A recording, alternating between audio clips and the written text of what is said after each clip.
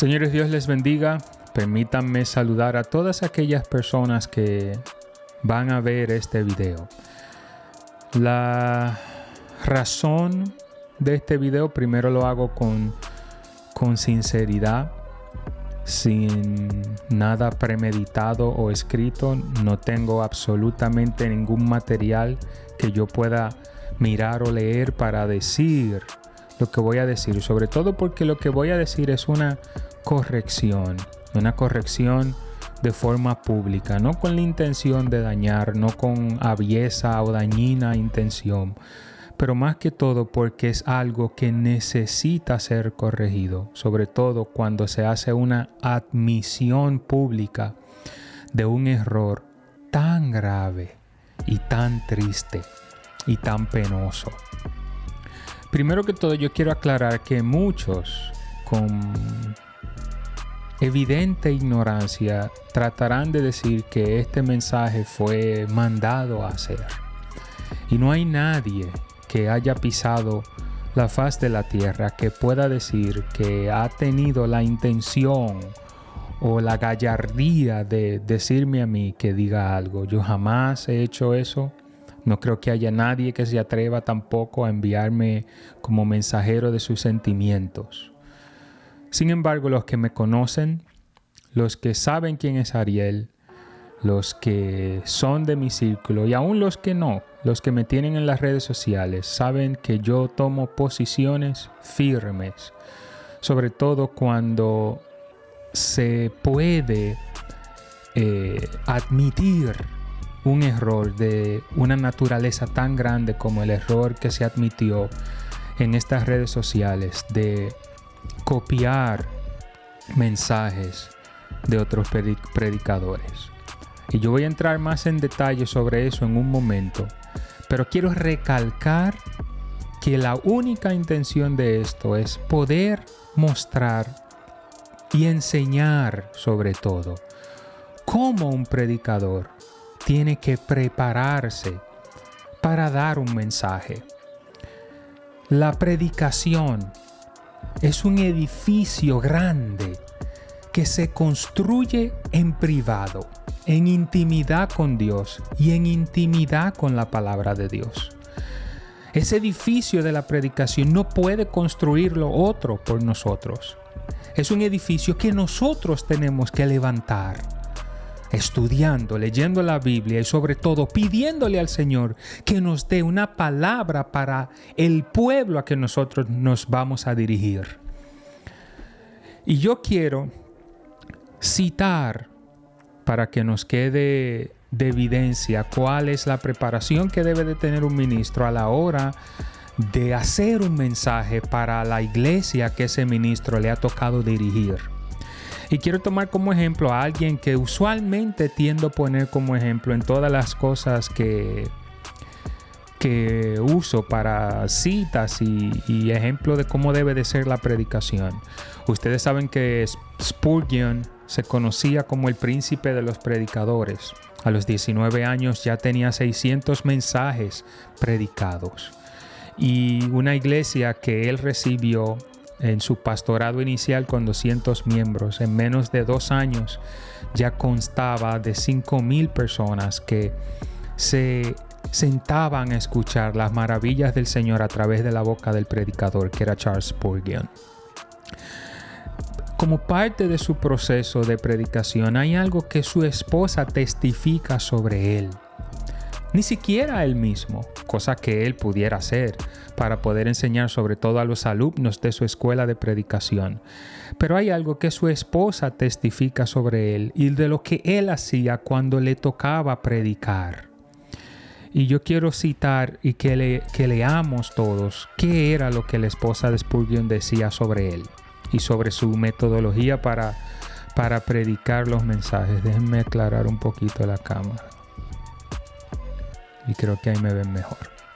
Dice la esposa de Spurgeon: ningún oído humano, nos informa la señora de Spurgeon, oyó jamás las poderosas súplicas que elevaba a Dios pidiendo por sí mismo y por su pueblo, que se escuchaban en esas solemnes noches desde su estudio, Ojos mortales jamás lo contemplaron cuando luchaba con el ángel del pacto hasta que prevalecía y regresaba del vado de Jaboc con el mensaje que habría de predicar en el nombre de su Señor.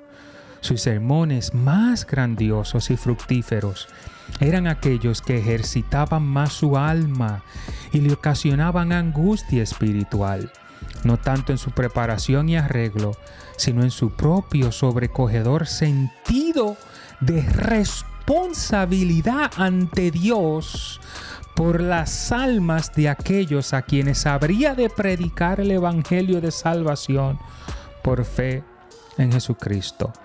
Voy a leer esa línea de nuevo. Sino en su propio sobrecogedor sentido de responsabilidad ante Dios por las almas de aquellos a quienes habría de predicar el evangelio de salvación por fe en Jesucristo. Algunas veces algún texto se había sentido en su corazón durante la semana, pero ocasionalmente llegaba el sábado por la tarde y solo después de mucha oración podía sentir que tenía un mensaje de lo alto. Los textos sugeridos por otros no eran aceptables. Voy a leer eso de nuevo. Los textos sugeridos por otros no eran aceptables para él, a menos que, al mismo tiempo, Charles Spurgeon sintiera que era la clara voluntad de Dios que predicara sobre ese texto y que la escritura le había sido enviada de esa manera. Su esposa fue en muchas ocasiones el instrumento de transmisión de algún texto para él y ella le ayudaba bastante en la preparación. Fíjense que quizás el predicador más grande del siglo XIX, Charles Spurgeon, como él pasaba horas en oración antes de poder sentarse a preparar el mensaje que el Señor quería que él llevara a la congregación. No era una persona que sencillamente se sentaba, con todo el vasto conocimiento que Spurgeon tenía, hubiera podido sentarse 5 minutos, abrir la Biblia, sacar 2 textos elegidos y dar un tremendo mensaje. Sin embargo, este hombre de Dios tomaba tiempo para ir en oración y en intimidad delante del Señor, para que luego el Espíritu Santo pusiera en su corazón qué mensaje el Espíritu Santo quería llevar a través de él a las almas a quien él habría de servirles la palabra de Dios. Cuando se admite públicamente haber copiado mensajes de otros ministros desde el 2007, aunque se hace con orgullo decir tengo desde el 2007 copiando los mensajes de fulano de tal y de mengano y de sutanejo, porque ellos son hombres de oración y porque ellos son hombres de unción. Esa es la revelación más penosa que predicador alguno pudiera hacer. En mi caso, yo soy un admirador y un seguidor profundo de Spurgeon, pero jamás osaría en copiar un mensaje, porque para mí eso sería una afrenta al Espíritu de Dios, que desea enviar un mensaje a la congregación fresco a través de mí. Es un irrespeto a la preparación, es un irrespeto a Dios, es un irrespeto a la Biblia. La Biblia es un libro que contiene 66 libros. Nosotros tenemos un sinfín e ilimitado número de predicaciones dados en la palabra de Dios que podemos usar continuamente. Amados hermanos, una admisión de ese tipo tiene que llevarnos sinceramente a revisar para qué yo subo al púlpito. Copiar un mensaje ajeno y luego ir a darlo desde un púlpito es como echar una cubeta de arena en un edificio ya construido y luego atribuirse la construcción de ese edificio. Eso no es correcto, no importa quién lo haga. Pueda ser yo, pueda ser el predicador más grande. Copiar mensajes es un plagio. Y además de ser un plagio, es una afrenta al Espíritu Santo de Dios, quien es el principal mensajero. Nosotros los predicadores sencillamente somos mensajeros del Espíritu Santo a la congregación. Cuando se hace una admisión de esa índole, estamos diciendo que no tenemos la capacidad de meternos en nuestra habitación, en lo privado, y decirle al Espíritu Santo, dame una palabra fresca que yo pueda llevar a la congregación. Es una vergüenza levantar un trofeo y decir, estos hombres son ungidos y por eso yo tomo sus mensajes y los doy idénticos a la iglesia. Y podemos decir, bueno, yo tomo el bosquejo y le imprimo mi forma a ese bosquejo. Pero eso no está bien. Eso es echar tierra en un edificio que construyó otro. En una palabra que el Señor le dio para un grupo específico de personas. Que no es una palabra para la iglesia a la que nosotros nos estamos dirigiendo. Imagínense que yo este video hubiera sentado aquí a leer lo que otro dijo para luego venir a presentarlo en estas cámaras. ¿Cuál fue mi trabajo además del de copiar el esfuerzo ajeno? Ninguno. Y de nuevo, esto es con amor porque la predicación es algo en extremo serio. Uno no puede pararse detrás de un púlpito asumiéndose predicador cuando estamos usando el esfuerzo ajeno. Una de las cosas que lleva a pararse detrás de un púlpito a predicar es doblar rodillas en la noche y pelear por las almas que habrán de escuchar el mensaje que el Señor nos dio. ¿Cómo yo pudiera presentarme delante del Señor a decirle, Señor, yo te pido por las almas que van a escuchar el mensaje que tú le diste a fulano de tal? ¡Qué afrenta a Dios! Hay algo que Pablo dice con respecto al llamado ministerial. El apóstol Pablo dice lo siguiente, hablando del propio Jesús y de que naturalmente es Dios.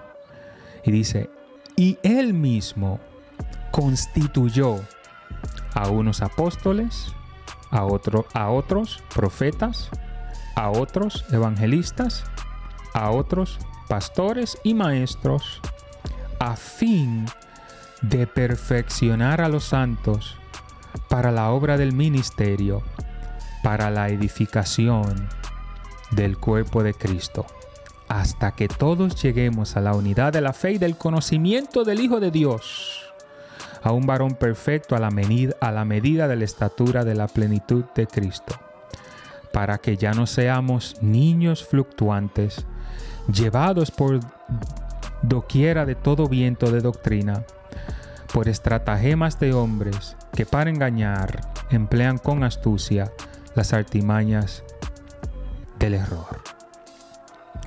Fíjense lo que el apóstol Pablo dice. Él mismo constituyó.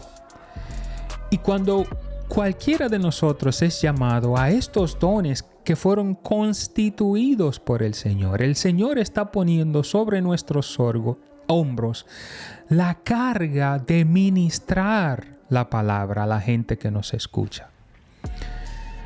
Imagínese que usted fuera un empleado de Dios. Y que usted le dice a Dios, Dios, yo voy ahora como empleado tuyo a usar el trabajo que otro hizo. Como que las necesidades de la congregación de ese pastor son las mismas necesidades. Imagínense al mismo apóstol Pablo. Apóstol Pablo, aquí están las necesidades de los hermanos de Corinto. Bueno, les voy a responder con la misma carta que le escribí a los hermanos en Éfeso. O a los hermanos de la región de Galacia, porque ya eso es algo que yo hice, que tiene poder, que tiene unción, y les voy a responder a ellos lo mismo que les respondí a los demás hermanos. No, había una necesidad, y el apóstol Pablo se dedicaba profundamente a responder y enseñar en base a la necesidad que había en ese momento a las congregaciones.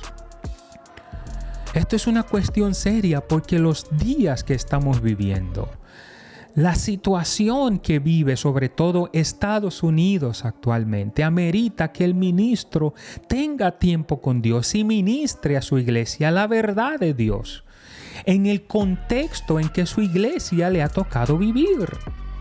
Nosotros tenemos temas ahora mismo en la palestra pública como el matrimonio LGBT, como el tratar de silenciar a los predicadores que enseñan la verdad de Dios a través de leyes mordaza que quieren hacer callar a los predicadores. En nuestro contexto actual tenemos leyes que buscan adoctrinar a los niños desde que están en el pre-K o en el kindergarten, para que los niños tengan la potestad de decidir si ellos quieren cambiarse de género sin anuencia y permiso de los padres. En el contexto que vivimos se busca desmoralizar al hombre. Y nosotros tenemos que tener la capacidad de llevar una palabra de parte de Dios, entiéndase la Biblia, para que la Biblia alumbre el camino tenebroso en que muchos cristianos le ha tocado caminar y le ha tocado poner sus pisadas debido al tiempo en que vivimos. Es la palabra de Dios fresca que el Señor le da al ministro para su congregación, que ayudará a las ovejas a poder ver la luz. No se puede echar cimiento sobre un cimiento ajeno. El Señor tiene que usarnos a nosotros y enseñarnos a nosotros la palabra. De nuevo, uno puede citar a un predicador, uno puede estudiar el bosquejo de otro predicador, pero no usar ese bosquejo y ese título del mensaje como un mensaje que yo voy a dar a una congregación que tiene necesidades espirituales diferentes. Eso no es correcto. No importa quién lo haga. Y eso tiene que llevarnos a ser sinceros. Miren, una de las razones por la que Jesús tan duramente criticaba a los fariseos era porque los fariseos estaban interesados en la apariencia externa. Sin embargo, en su corazón, dentro de ellos, lo que solo Dios podía ver, su interior, estaba lleno de huesos muertos. Y por eso Jesús le decía sepulcros blanqueados. En este tiempo tan crucial, nosotros tenemos que ser totalmente sinceros con Dios, porque no hay nada que podamos ocultarle al Dios soberano.